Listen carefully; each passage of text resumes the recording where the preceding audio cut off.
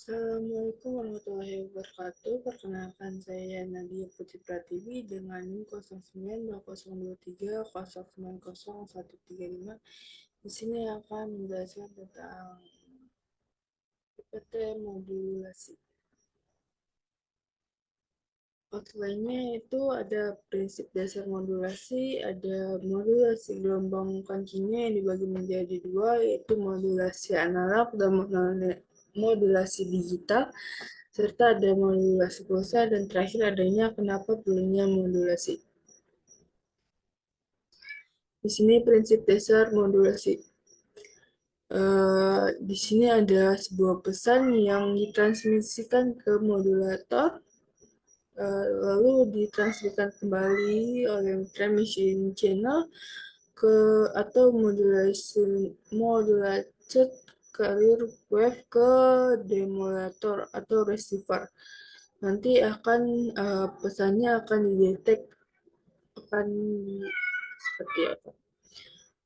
Di sini modulasi atau modulation adalah proses penumpukan informasi atau informasi message pada suatu gelombang pembawa carrier wave.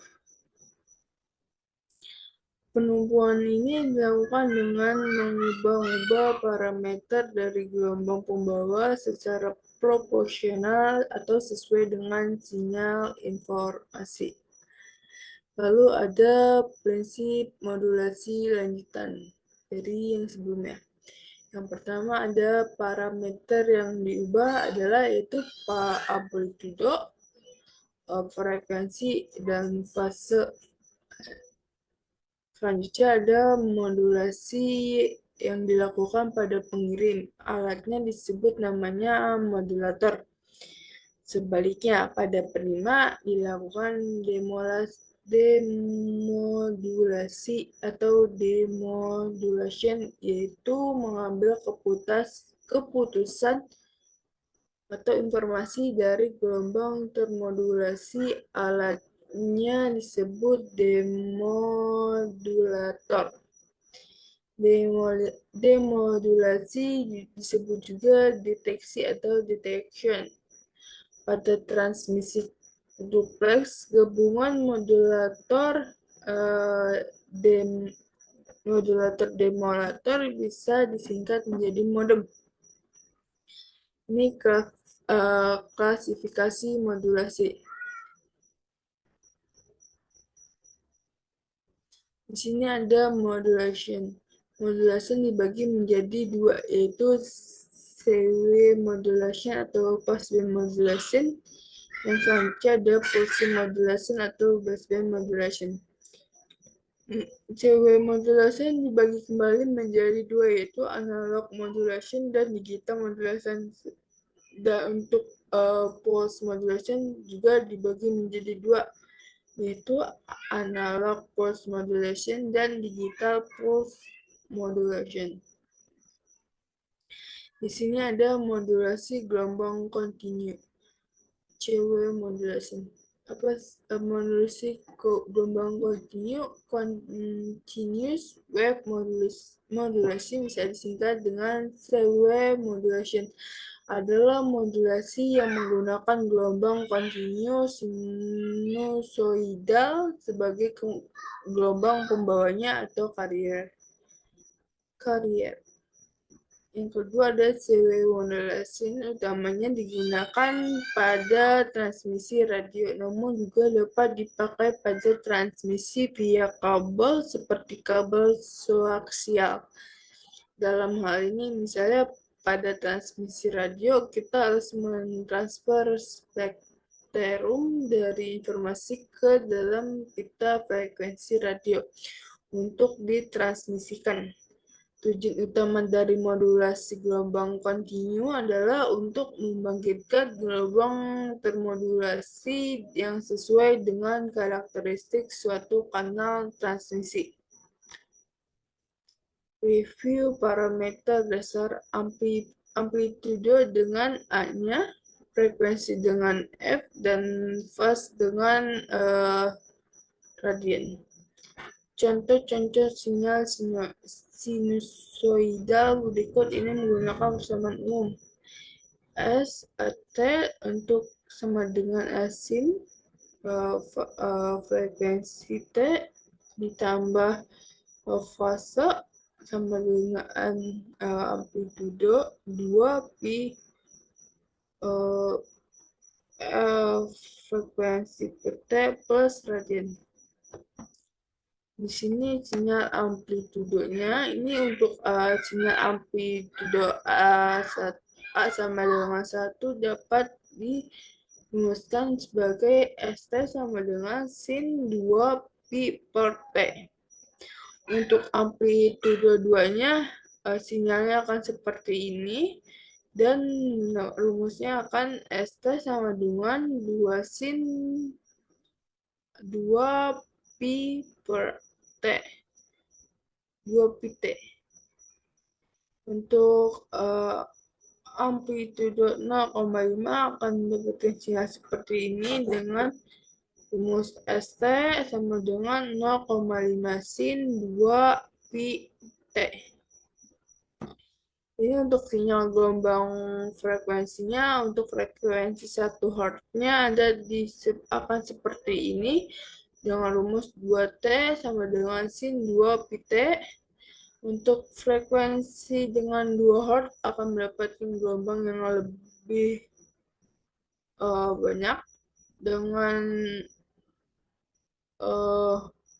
rumus ST sama dengan sin pi per T.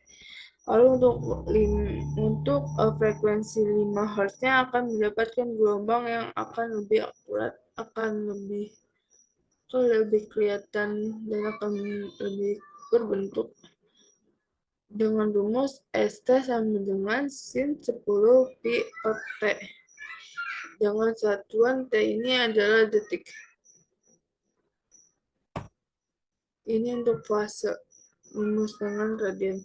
Untuk 0, radian akan dapat sinyal seperti ini dengan ST sama dengan sin 2 pi T dengan min pi per 4 radian atau min 45 derajat akan dapat sinyal seperti ini dengan rumus ST sama dengan sin 2 pi T dikurang pi per 4. Untuk radian atau fase yang ketiga akan dapat gelombang seperti ini, tidak jauh berbeda, tapi nilainya akan cukup berbeda. Dan di sini ada dengan rumus pi min v per 2 rad atau sama dengan min 90 derajat. Dengan rumus ST sama dengan sin di dalam kurung terdapat 2 pi T dikurangin pi per 2. Lalu tutup kurung. Modulasi gelombang kontinu untuk CW modulation sebelumnya akan dibagi menjadi 2, yaitu analog modulation dan digital modulation. Lalu analog modulation kembali lagi dibagi menjadi AM, VM, dan PM. Untuk digital modulation dibagi menjadi ASK, FSK, dan PSK, serta QAM. Di sini ada macam-macam modulasi gelombang kontinu, yaitu modulasi yang pertama ada modulasi analog, di mana sinyal karir kontinu dimodulasi oleh sinyal informasi analog. Yang pertama ada amplitude modulation atau AM. Yang kedua ada angle modulation yang terdapat 2, yaitu frekuensi modulation atau FM dan fase modulation yaitu PM. Untuk yang kedua, untuk macam-macam modulasi gelombang kontinu ada modulasi digital, di mana sinyal karir kontinu dimodulasi oleh sinyal informasi diskrit atau digital. Yang pertama ada amplitude shift keying atau ASK. Yang kedua ada frekuensi shift keying atau FSK. Selanjutnya ada passive keying atau PSK, dan ada quadrant amplitude modulation yaitu QAM, dan lain-lain. Untuk modulasi amplitude atau AM Sinyal carrier ini biasanya mempunyai nilai puncak yang konstan yang lebih tinggi daripada sinyal pemodulasi atau pada AM, amplitude sinyal carrier ini diubah-ubah sesuai dengan nilai sesaat dari sinyal pemodulasi atau message, sehingga bentuk gelombang luar atau selubung envelope dari sinyal termodulasi mengikuti bentuk sinyal pemodulasi atau sinyal informasi, misalkan sinyal carrier. Sinyal carrier.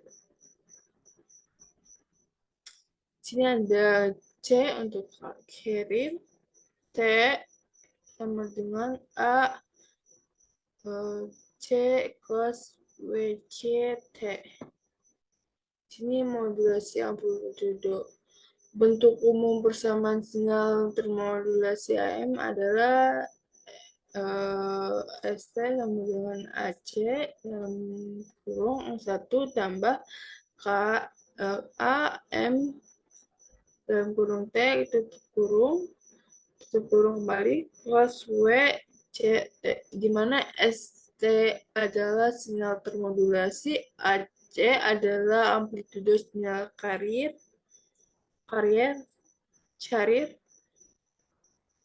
K adalah konstansi sensitivitas modulasi, MT adalah sinyal informasi, WC adalah frekuensi sudut, disebut juga frekuensi angular atau frekuensi radian. Hubungan frekuensi sudut WC dengan frekuensi linear FC adalah WC sama dengan 2 pi FC.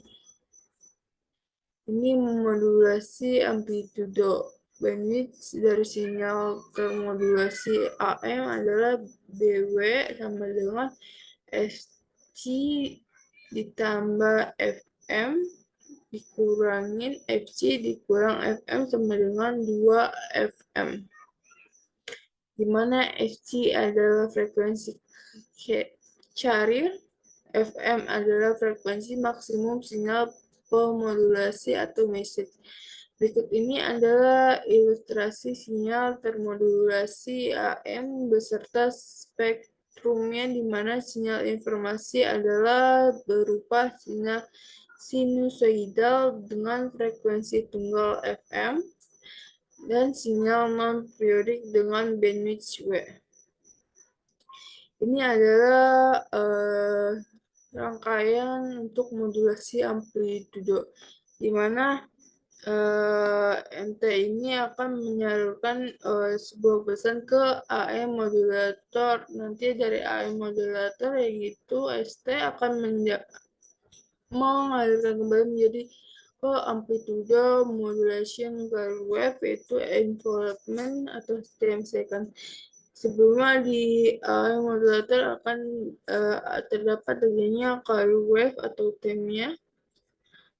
Yang selanjutnya ada spektrum AM, di mana spectrum of the modulation message akan dialirkan ke spektrum of the modulasi sinyal, di mana terdapat 3, yaitu lower sideband, carrier, upper sideband.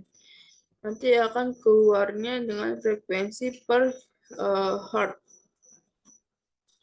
Di sini macam-macam amplitudo. The double disband for carrier DSB modulation, double disband suppressed carrier DSB SC modulation, single sideband SSB modulation, dan vertical sideband FSB modulation. Untuk modulasi frekuensi atau FM, pada modulasi frekuensi, informasi yang dipresentasikan adalah nilai frekuensi sinyal carrier termodulasi. Yang pertama dari time akan mengirimkan pesan untuk ke VM modulator, nanti akan ditambahkan carrier, lalu akan setelah terjadinya tersebut akan dialihkan kembali ke frekuensi modulasi carrier wave. Untuk spectrum of M-nya nanti ada modulating message ke spectrum of the modulation sinyal bandwidth 2W atau frekuensi, nanti akan keluar kembali menjadi frekuensi per hertz-nya berapa.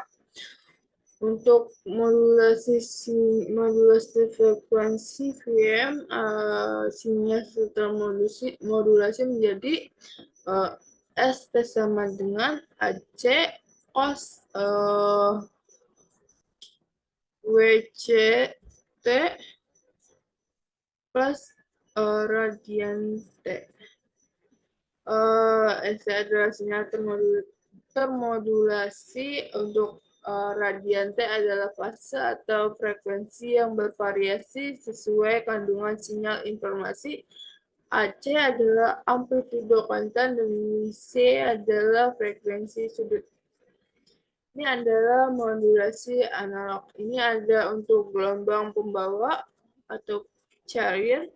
Ini adalah yang lebih padat, lebih terisi. Untuk sinyal informasi pemodulasi agak renggang atau hanya satu sinyal. Ini adalah sinyal termodulasi AM. Akan renggang menyatu untuk sinyalnya, dan sinyal termodulasi VM ini lebih menyatu atau lebih dempet daripada gelombang pembawa. Ini modulasi ASK, binary amplitude shifting atau BASK. Binary data akan ditaruhkan ke unipolar NRZ, lalu akan dialihkan kembali menjadi ke Wolfowitz dan keluar menjadi BPSK atau modulation data atau ST. Ini adalah gelombangnya. Jika pada ASK salah satu kondisi bit 0 atau bit 1 dipresentasikan dengan amplitudo 0 tanpa transmisi sinyal, seperti gambar di atas, maka disebut juga on-off shifting atau OOSK. Di sini ada N, aks dengan N penglevel, di sini ada pertama ada 4 tip ASK. Ini ada 2 level NRZ input, dia akan dicalurkan ke 2 to 4 level konvensional, lalu akan keluar menjadi 4 level output. Ini adalah 2 level NRZ input dengan sinyalnya seperti ini. Di sini ada 4 level output yang berbeda. Dengan 2 level NRZ input, dia akan ke bawah lalu ke atas dengan 300 MV, 100 MV, minus MV, dan minus 300 MV. Untuk modulasi sinyalnya dia akan lebih bersatu atau mepet daripada sinyal-sinyal sebelumnya dan memiliki sinyal yang berbeda. Sebelumnya memiliki sinyal yang kotak-kotak, jadi ini lebih sinyal ke sinus. Untuk modulasi PSK, binary phase shifting BPSK, nanti akan mendapatkan binary datanya akan ke NRZ encoder, lalu disaring menjadi ke kelas lagi, lalu keluar menjadi BPSK modulation data atau ST. Di sini ada constellation diagram of BPSK. Ini sinyal-sinyal yang didapatkannya. Ini selanjutnya ada MIARI PSK, disebut juga for free PSK. Ini ada constellation diagram of key PSK. Nanti akan ini ada sinyal-sinyal lah. Lalu di sini ada sinyal carrier wave dengan quarantine. Di sini juga ada sinyal jaringan atau diagram dari PSK. Ini MIARI PSK dengan 8 PSK dan 16 PSK. Di sini ada constellation diagram of pan PSK, di mana setiap ini memiliki perbedaan angkanya, satu yang berbeda. Lalu constellation diagram of 16 PSK ini memiliki uh,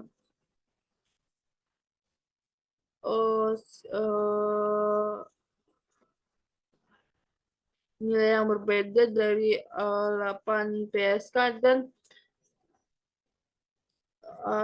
rumus atau simbol yang berbeda. Di sini ada QAM, Quadrature Amplitude Modulation atau QAM, merupakan gabungan dari prinsip ASK dan PSK. Berikut ini contoh for QAM dan 16 QAM. Not for QAM mirip dengan QPSK. Untuk constellation diagram of for QM akan mendapat nilai seperti ini, yang dimulai dari 00, lalu 0,1, 0, itu lanjut lagi 11 dan 10 dengan artinya Q dan I. Untuk constellation diagram of 16 QAM, biasanya ada QI dengan masing-masing kotak atau sudut itu terdapat 4 nilai. Yang sudut pertama ada 1100, 1000, 1101, 1001. Untuk sudut kedua ada 1111,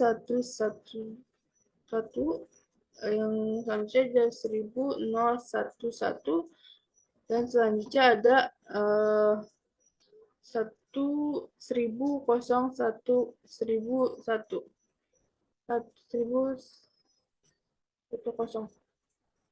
Selanjutnya sudut yang lainnya ada 0011, 0111, 0010, 0110. Selanjutnya sudut yang terakhir ada 0000, ada 0100, ada 0101, ada 0001. Ini 32 QAM dan 64 QAM memiliki perbedaan. Untuk 64 QAM lebih banyak nilainya dibanding 32 QAM. Ini modulasi digital atau ringkasannya. Untuk NRZ akan dapat sinyal seperti ini atau sinyal kotak berbentuk kotak. Untuk ASK akan mendapat seperti gelombangnya seperti ini dengan gelombang sinus. Dia lebih padat dibanding ART, dibanding NRZ, atau lebih mepet. Untuk FSK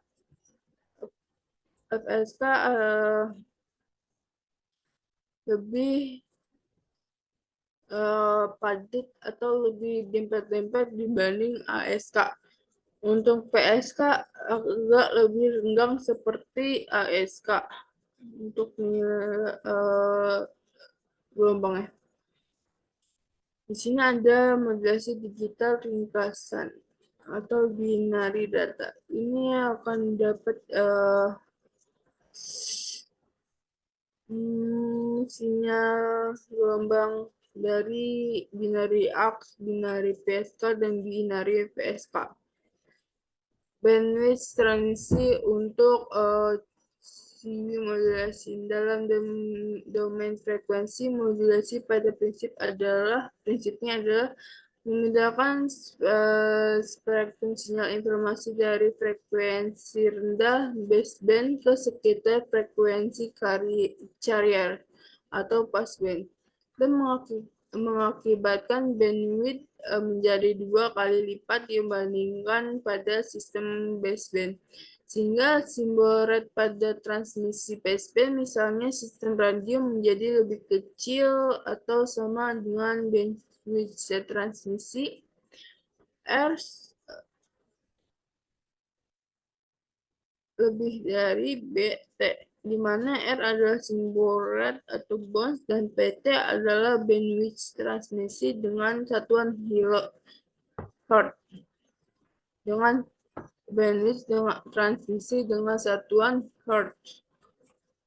Ini durasi pulsa versus bandwidth. Pada transmisi baseband akan didapatkan time sequence-nya seperti ini dengan frekuensi per hertz-nya dengan gelombangnya seperti ini, dan pada transmisi baseband akan didapatkan time second-nya atau radio frekuensi burst with carrier frekuensi akan didapatkan sinyal seperti ini, dan untuk amplitude of frekuensi complement atau akan menjadi frekuensinya menjadi seperti ini dengan satuan hertz.